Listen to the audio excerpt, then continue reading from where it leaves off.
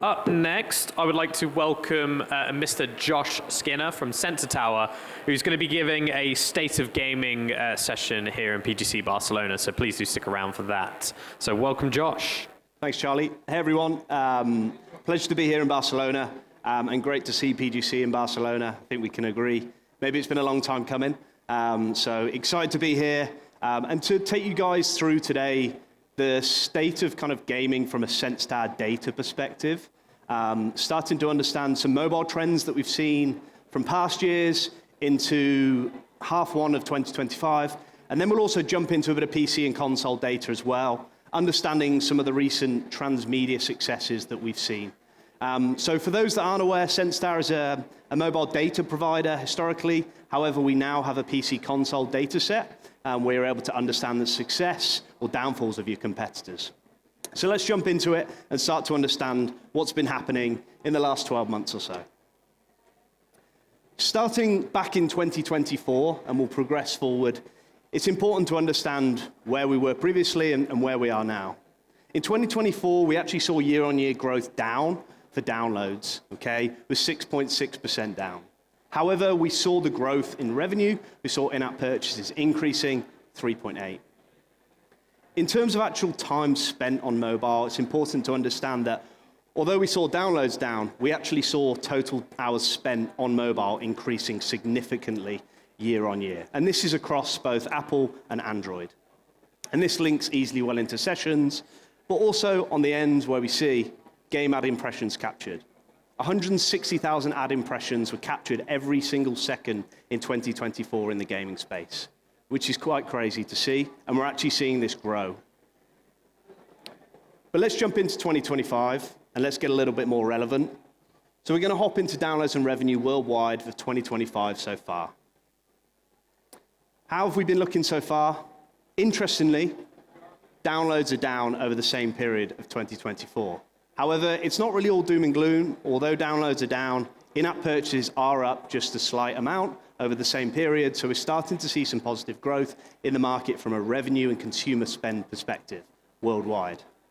Total hours spent is around the same. We're not seeing too much increase, but sessions are increasing as we see. 1 session per day per person on Earth in 2024, and we're exactly the same that we see there.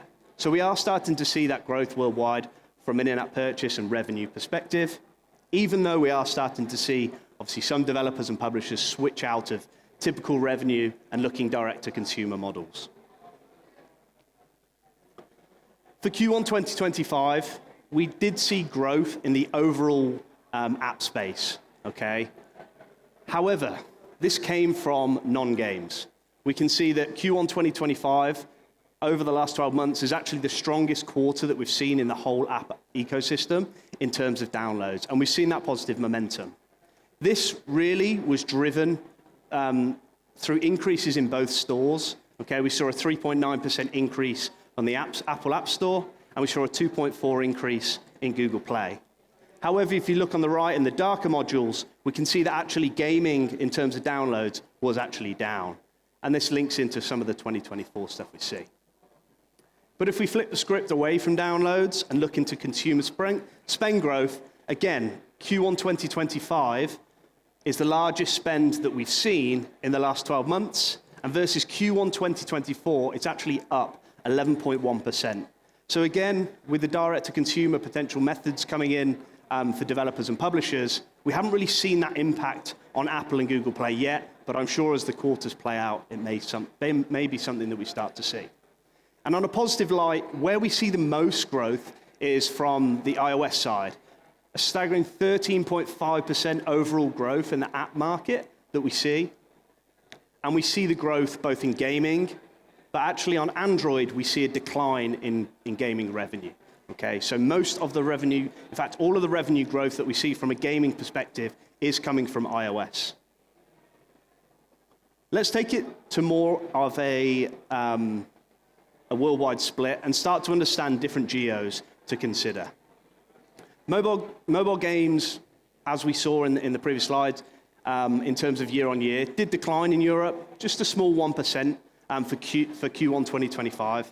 However, where we are starting to see growth from a download perspective is in Africa. We can see the Middle East. And I think the Middle East is one to take note here. PGC obviously held an event in Dubai recently, and we start to see upcoming kind of indie developer space. But I think, as you'll see throughout the slides, the consumer market there, we are seeing some growth. Okay, so I think it's important that the Middle East and obviously the growth in Africa at 9% are markets that shouldn't be avoided and ones that we should seriously consider.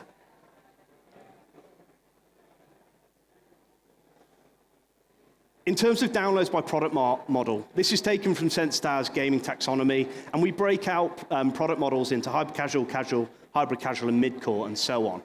Interestingly, what we see for 2025 and year to date is download growth within the hyper-casual space. This could come as a surprise to some people.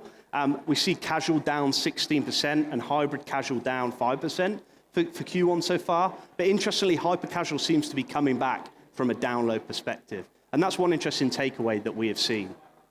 We can see the breakout on the left-hand side here as well, looking at 2025 compared to previous years.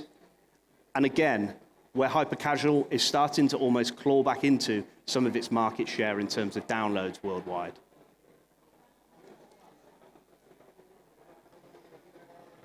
One key takeaway from this slide is Asia were on a bit of a decline in terms of consumer spend and revenue in the mobile gaming space. However, we have actually seen year on year for 2025 a 1% increase, taking them back to 16 billion, which is a positive element for the region, as we did start to see some strong declines there in 2024 over 2023.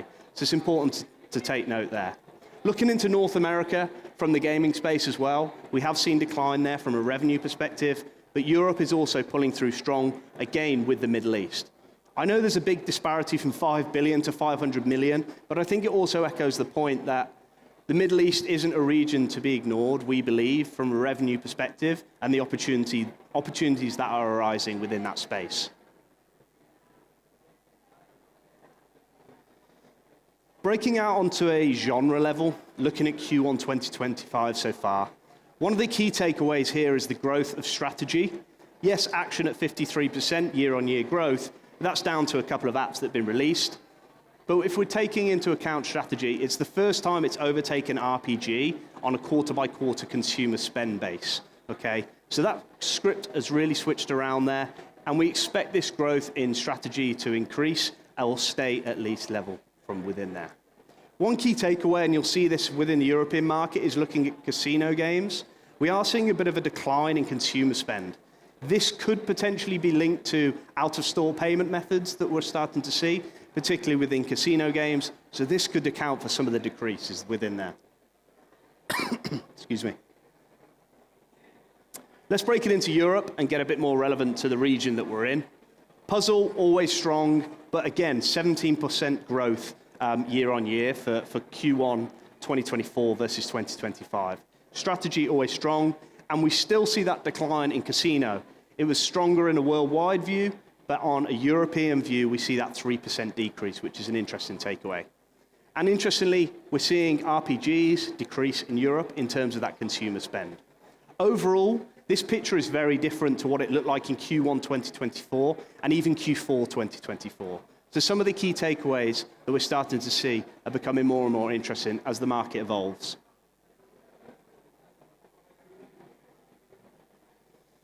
Looking into some of the top growing games of 2025 so far, it's interesting to understand the difference of product models and the genres. What we're really seeing, though, is mid-core and strategy games that have been released within the last 2 years are starting to really take control here. Interestingly, with these top growing games, we can see the majority of games from 2024 highlighted in green within there, okay? Pokemon TGC Pocket taking kind of the lead in terms of what we see by in-app purchase revenue and starting to understand really what's hitting home. Cool. I mentioned right at the start and in the talk previously, the Scopely guys really spoke about the recent transmedia efforts that we're seeing, the crossover between mobile into PC and console. Sensor Tower, for those who are aware of Sensor Tower, has historically been a mobile data provider on analytics. However, we're also changing kind of our narrative as a company. Recently, we acquired Video Game Insights, which provides PC and console data across Steam, Xbox, and PlayStation. By having PC console data, we're able to pull this together with our mobile data sets and track some of the transmedia activity that's been happening within the market. And one key takeaway to start with is looking at Minecraft. What we can see is starting to understand when Minecraft's, of course, a huge IP, released in April the 4th, 2025. Not only do we see the increase in mobile daily active users, we also see a significant increase in PlayStation and Xbox daily active users. What does this say and where's the value here? This really hits home on the importance of transmedia and IP collaborations that we're seeing within the market. Again, mentioned in the chat before, but we truly believe that we'll see more and more of these efforts across the market from the larger developers and publishers. And with Sensor Tower, we're really able to understand the impact, okay? So here is a good story to share, but we can also share the stories of potentially where it didn't work out. And with our diverse data set, you can understand it from different media opportunities. Away from Minecraft, bit of format. The Last of Us games are Max app. So the HBO Max app in the US and The Last of Us games, what we're able to understand is around the launch in April 2025, the impact of a game becoming a series and the impact of the games that we see within there. Not only can we see the impact of the HBO Max app downloads, but we can also understand console daily active users and the impact that this has within these games. Again, this really hits home on the transmedia efforts that we're seeing within the market and the positive impact that we're also seeing. So again, an important takeaway from here that we are seeing is these transmedia efforts becoming more and more popular, and the impact is becoming strong as we start to see the mobile market potentially saturate within there. Cool. So to hop into some key takeaways of what I've kind of been through, I think the one positive to really take away is the stability that we see within the mobile gaming market. And this really is impacted from the growth of APAC and Europe, okay, which have really lifted the rest of the market to look at this stability that I think we were all looking for and hoping for. We've also started to see strategy titles cement the top spot for the top half of 2025, as we shared in the earlier slide for the earlier game lists. And really, I sound like a broken record, but transmedia continues to kind of touch every aspect with the engagement within games, outside of mobile, PC, console, and also multiple various mediums and different mobile providers. So that's me for kind of key takeaways and a short kind of overview of the state of gaming. Of course, we have this in a much more comprehensive level within Sensor Tower. If anybody wants to catch me after or ask any questions, you can also kind of get these reports directly from our website. We have just released last week a full transmedia report breaking into further events that I've just shown within there. So with that, I'll pause. I think I've got about 6 minutes for questions. Does anybody have any questions at all for me? We got a mic.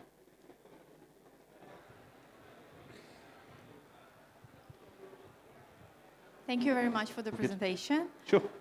The question is actually, you know, with this new Epic ruling, Yep. do you have any predictions what's going to happen? Sure. Thank you. Yeah, good question. I think I've been asked that question about 10 times in the last 2 weeks by current customers, many of those who are potentially in the room. So from a Sensor Tower perspective, we're obviously aware of the situation that's happening. Typically and historically, Sensor Tower has always tracked Apple and Google Play data, revenues and downloads. So the questions that we've been asked is, what are Sensor Tower going to do about it? Is our data still relevant? And how are we going to track what's happening in the market? Thankfully, at Sensor Tower, we are driven by a strong panel of users, which gives us the opportunity to provide different data sets that we have now. With our panel of users, what we're able to understand is a player of our games, which are classed as our panel, we are able to understand their user journey. So if they're within a game and they are taken to an out-of-store payment, we're actually able to track that ourselves. So right now, Sensor Tower monitoring the market and seeing what's happening before we make a decision on productizing something brand new. I think right now our stance is, let's give it a quarter and see what happens. But after that, there is the opportunity for Sensor Tower to be able to provide some level of data to start with and improve it as it goes on. So in short, we have a panel of users. We're able to understand through receipt data the spending in different platforms. Thank you. Good.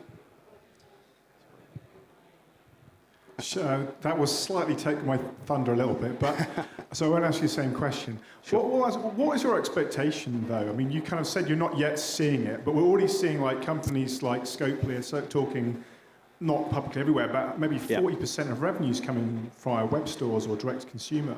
Yeah. I mean, I know you've got different channels you just said.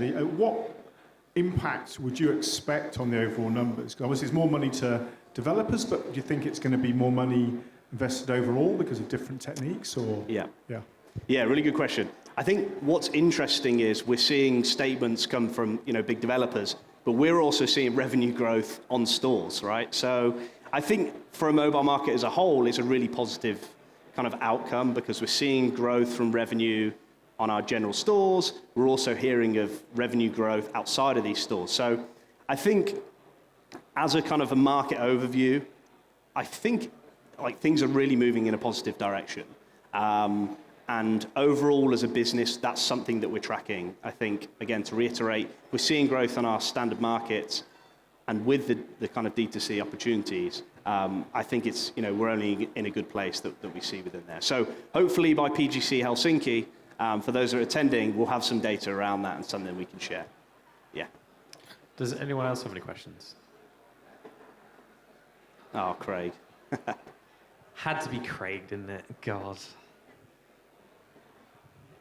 Thank you. On Transmedia, I know you showed some data. Is the returns that publishers actually see in their games actually real, significant, meaningful revenue uplift? Mm-hmm. Or is it, well, this would be more opinionated, I guess, the answer, but or is it like, I don't know, it's just it's kind of completely separate from games, it kind of doesn't really matter?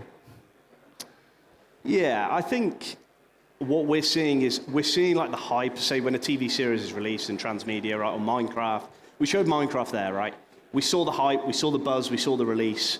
And of course, I think naturally you're going to see an increase in mobile and console, PC usage. But what we're seeing is after the hype has passed, we're still seeing sustained kind of growth in active users within platform, okay? From a revenue perspective, we are seeing that sustain, but where we're seeing the most sustained growth is around this active user platform. So I think the Transmedia efforts are getting people to the game. I think that's probably the easy bit. The hard bit is actually retaining these users, and we are seeing that sustained growth, more so on the PC console side than mobile, to be honest. So yeah, I think Minecraft is a positive example. I'm sure there's other examples where it hasn't worked so well. There are many. But overall, what we're seeing is PC console tend to hold the player. Whether they're monetizing as well is something we'd have to look at. But yeah, overall, we're seeing pretty positive outcomes from Transmedia efforts. Cool. Does anyone else have one quick question? All good? I think you covered everything, Josh. So please give very quick one, Chris. Sorry, I did. You most of what you're talking about is mobile. Obviously, we're trying to cover everything, but mobile's our heartland. Yeah. But because you've now got data for PC console for the new acquisition and stuff. Yeah. All the data I've kind of been seeing and looking at myself from various things from last year is it's showing a kind of a squeeze in PC console. When Newsy did their data, they sort of took down. Do you see that kind of they've kind of hit a bottom, or is there still a kind of a bit of a trend downwards? I think it's a good question. I think from PC console perspective, I think let's look at Xbox and PlayStation to start. I think we are seeing them get to that bottom a little bit. but we are still seeing some positive signs within there for sure. I think Steam's a bit of a different beast right now, but it is a similar approach that we're seeing for sure. I think what's important is within, again, linking back to Transmedia, I think that's where we're seeing the drive coming from right now, for sure. But yeah, again, we can share some more PC console data at future events for sure, if relevant. Brilliant. Can we give Josh a round of applause, please? Thanks, everybody.